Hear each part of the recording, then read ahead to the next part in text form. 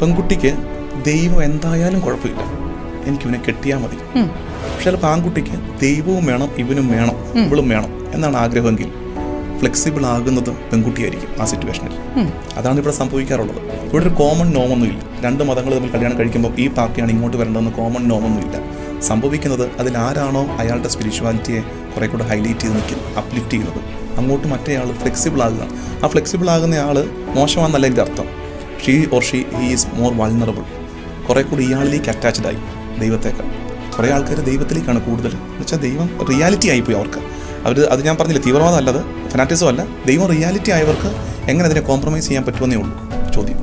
പ്രേമിക്കുമ്പോഴൊന്നും ഈ പ്രശ്നമില്ല, കല്യാണത്തിലേക്ക് എത്തുമ്പോഴാണ് ഇത് ചർച്ചയാകുന്നത്.